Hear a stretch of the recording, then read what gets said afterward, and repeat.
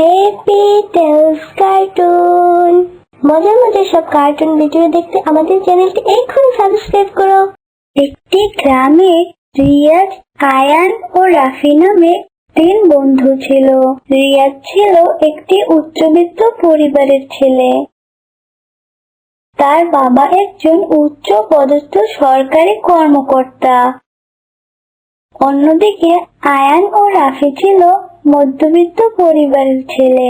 আয়ানের বাবা ছিল কৃষক। রাফির বাবা বেঁচে নেই। মা বাসায় বসে সেলাই মেশিনে কাজ করে ও ছোট একটি কাপড়ের দোকান চালায়।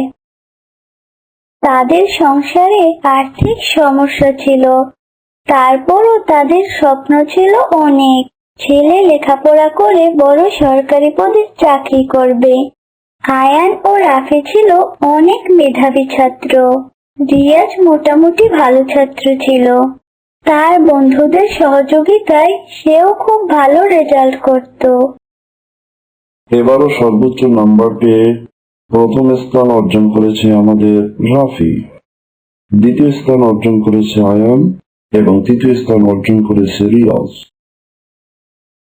অভিনন্দন দোস্ত, এবারও প্রথম হইলি। আচ্ছা দোস্ত, ক্লাস শেষে আমরা কি করতে পারি? আমরা আমাদের প্রিয় গাছের নিচে বসে নতুন বই দেখতে পারি, কি বলিস? তবে আমার আসতে একটু দেরি হবে। আমার মায়ের সাথে একটু দোকানে বসতে হবে। আমি তো ক্লাস শেষে প্রাইভেট পড়তে যাব। নতুন বই আসার সাথে সাথেই বাবা প্রাইভেট ঠিক করে দিয়েছে।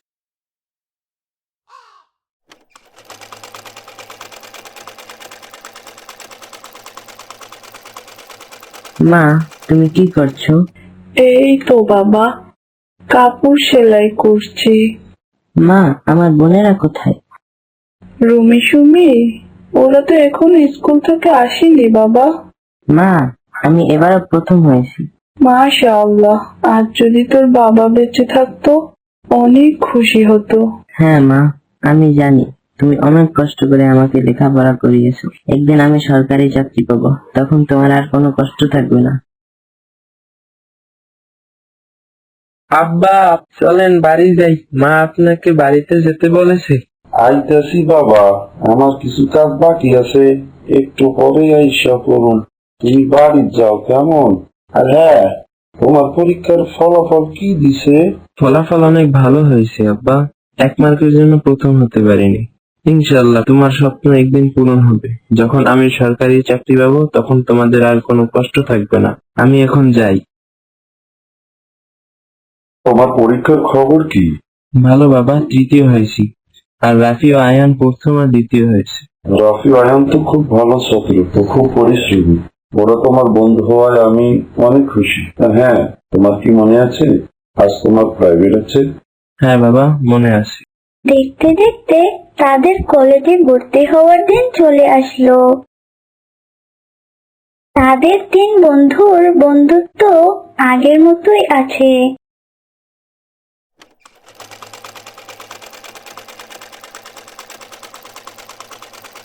মা, আমার তো কলেজে ভর্তি হতে হবে। হ্যাঁ বাবা, ভর্তি হও। মা, অনেক বই আর যাবতীয় অনেক খরচ আছে, সব মিলিয়ে অনেক টাকা লাগবে। কিন্তু এত টাকা। তুই কোনো চিন্তা করিস না বাবা, আমার জমানো কিছু টাকা আছে, ওগুলো দিয়ে হয়ে যাবে। মা, তোমার তো অনেক কষ্ট হচ্ছে, আর কত করবে? তোমার তো শরীরটাই ভালো না। হ্যাঁ বাবা, আগের মতো এখন আর চোখে তেমন দেখতে পাই না, আর শরীরটাও ভালো যাচ্ছে না। তুই কোনো চিন্তা করিস না আমার জন্য, লেখাপড়ায় মন দে। তুই যখন বড় সরকারি চাকরি পাবি তখন আর কষ্ট থাকবে না। আয়ানের মা কোন তুমি? তোমার রান্না কি হয়েছে? খাওয়ান দিতে পারবা? খাইয়া মাথা বসাই ওখানে কাজ করতে যাইতে হইব। হ্যাঁ, রান্দা হইছে। খাইয়া 2টা দিন একটু জিরান। আর কত নিজের শরীরে কষ্ট দিবেন, তারপর না হয় কামে যাইয়েন। মাথা বসাই ওখানে কামটা অনেক ভালো পাইছি, ভালো মাইনা দিবে। তাছাড়া আয়নের ওখানে অনেক টাকার প্রয়োজন, আর সেটা আমার চাকরি হলে তো আমি সারা জীবনই পয়সাই খাই। কত মেধাবী ছেলে আমার, তুমি দেখো ছেলে আমার অনেক বড় অফিসার হইব। আপনার বুক ভরা স্বপ্ন একদিন যেন সত্যি হয়। বাবা, একটা কথা ছিল। তুমি তো জানো বাবা, রাফি আর আয়ানের আর্থিক অবস্থা তেমন ভালো না। আমি চাই আমার বন্ধুরাও আমার সাথে একই কলেজে পড়বে। তুমি যদি এই বিষয়টা একটু দেখতে, খুব ভালো হতো। হ্যাঁ, কেন নয় বাবা, এটা তো খুব ভালো ডিসিশন তোমার। আমি অবশ্যই চেষ্টা করব। থ্যাংক ইউ বাবা। দেখতে দেখতে তাদের কলেজে ভর্তি হওয়ার দিন চলে আসলো। তারপর তারা 3 বন্ধু একই কলেজে ভর্তি হলো। আয়নের বাবা মা ও রাফির মা দিন রাত কঠোর পরিশ্রম করে ছেলেদের লেখাপড়া করাতে লাগলেন। এভাবে তাদের অনার্স কমপ্লিট হলো। আয়ান ও রিয়াজ মাস্টার্সে ভর্তি হলো।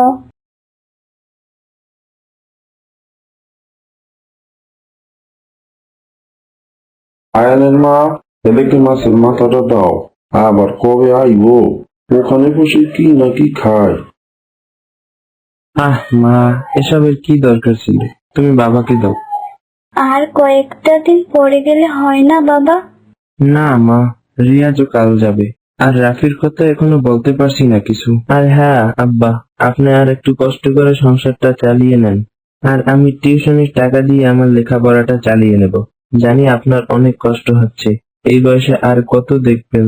আমি চাকরি পেয়ে আপনাকে আর কষ্ট করতে দেব না। আমাকে নিয়ে তুই কোনো চিন্তা করিস না বাবা। আমার কোনো কষ্ট হচ্ছে না। তুই মন দিয়ে লেখাপড়া করিস বাবা।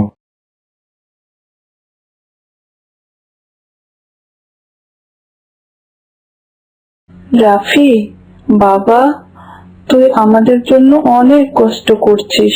আমি অসুস্থ হওয়ার পর থেকে সংসারের সব খরচ, লেখাপড়া, তোর টিউশনের টাকা দিয়ে চালিয়ে নিচ্ছিস। দিন রাত কঠোর পরিশ্রম করো, সারাদিন টিউশনি, রাত জেগে পড়া। আমি বলছিলাম কি বাবা, তার থেকে বরং তুই একটা চাকরি খোঁজ। রুমি সুমি ওরাও তো বড় হয়ে গেছে, ওদেরও তো বিয়ে শাদী দিতে হবে। হ্যাঁ মা, আমিও তাই ভাবছিলাম। দেখি একটা চাকরি আল্লাহ মিলিয়ে দেয় কিনা। হ্যাঁ বাবা, দোয়া করি তোমার জন্য। রাফি, তুই কি সত্যি আর মাস্টার্সে ভর্তি হবি না? দেখ রাফি, আমি তোকে সাপোর্ট করবো, তুই একটু চেষ্টা কর। না দোস্ত, আর হবে না। এ নিয়ে আমি অনেক ভাবছি দোস্ত, কোনোভাবেই সম্ভব না। আমার সমস্যাটা অনেক গভীর। রাফি, তুই একটু চেষ্টা করলে পারবি হয়তো। দেখ, আমার পরিবারেও তো কত সমস্যা, তারপরেও তো আমি আশা ছাড়িনি। হ্যাঁ, তোর তো বাবা নামক একটা বটগাছ আছে, আর আমার পরিবারে আমিই তো বটগাছ। তারপর বন্ধুরা রাফির প্রতি দুঃখ প্রকাশ করে সেখান থেকে চলে যায়। তারপর থেকে রাফি চাকরি খুঁজতে থাকে।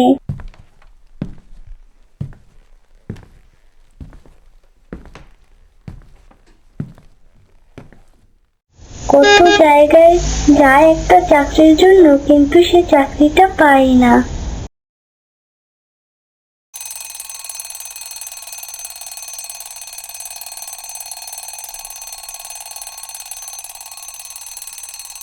কে? আয়ান? হ্যাঁ, কিরে দোস্ত, কেমন আছিস? এই তো ভালো, আলহামদুলিল্লাহ। তুই কি চাকরি পেয়েছিস? না, এখনো পাইনি। তোকে খুব মিস করি দোস্ত। আমিও তোদেরকে খুব মিস করি। আচ্ছা, এখন রাখি, পরে কথা বলবো। এভাবে অনেক বছর কেটে গেল। রিয়াজ ও আয়ানের পড়া শেষ হলো। তারা চাকরির জন্য অ্যাপয়েন্টমেন্ট নিল। রিয়াজ বলল, কিরে আয়ান, পরীক্ষার প্রস্তুতি কেমন? এই তো ভালো, আলহামদুলিল্লাহ। তারপর তারা দুজনেই পরীক্ষা দিল। পরীক্ষার ফলাফল ঘোষণার দিন আসলো। দুজনের পরীক্ষায় অনেক ভালো নাম্বার আসলো, কিন্তু আয়ানের চাকরিটা হলো না।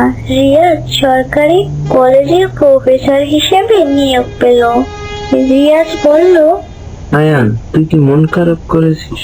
না, মন খারাপ করিনি, তবে বাবার জন্য কষ্ট হচ্ছে। আমি বাবাকে কি বলবো, এত ভালো রেজাল্ট করেও আমি কিছুই করতে পারলাম না। রিয়াজ চাকরি পেয়েও মন খারাপ করে বাসায় চলে গেল।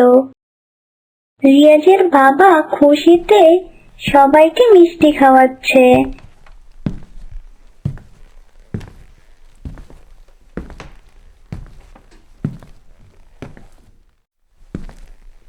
রিয়াজ মন খারাপ করে বসে আছে। রিয়াজের মন খারাপ দেখে তার দাদি বলল, দাদা ভাই, এত খুশির দিনেও তোমার মন খারাপ কেন?